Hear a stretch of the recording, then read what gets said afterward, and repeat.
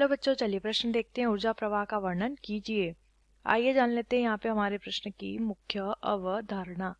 हमारे प्रश्न की मुख्य अवधारणा यहाँ पर संबंधित है, हमें बताना है ऊर्जा प्रवाह।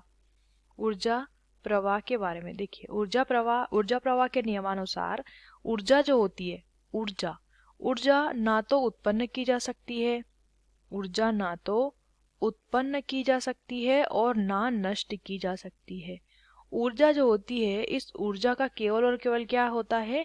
ऊर्जा का केवल और केवल एक रूप से दूसरे रूप में, एक रूप से दूसरे रूप में या फिर एक माध्यम से दूसरे माध्यम में भी हम कह सकते हैं, या एक जीव से दूसरे जीव में इसका क्या होता है? स्थानांतरण होता है।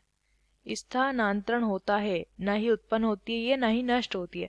अब एक पारिस्थितिक तंत्र में ऊर्जा प्रवाह कैसे होता है समझ लेते।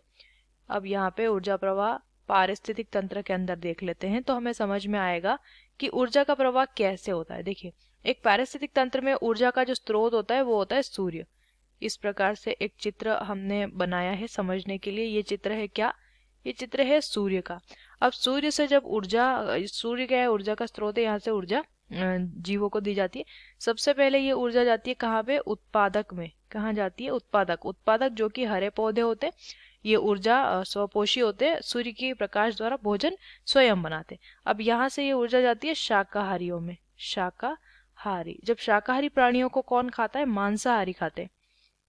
शाकाहारी प्राथमिक उपभोक्ता और मांसाहारी द्वितीयक उपभोक्ता। अब शाकाहारी का शरीर जब नष्ट हो जाता है तो ये ऊर्जा अपघटक के पास भी चली जाती है।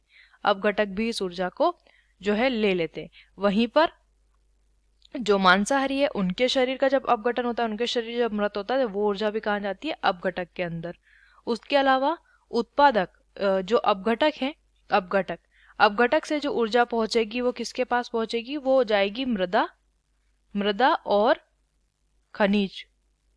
मृदा में खनिज का निर्माण होगा और साथ ही साथ ऊर्जा यहाँ पर प्रवेश करेगी और यहाँ पर पोषण भी बढ़ेगा। अब ये जो ऊर्जा है ये वापस से कहाँ पहुंचा दी जाती है? उत्पादक के पास।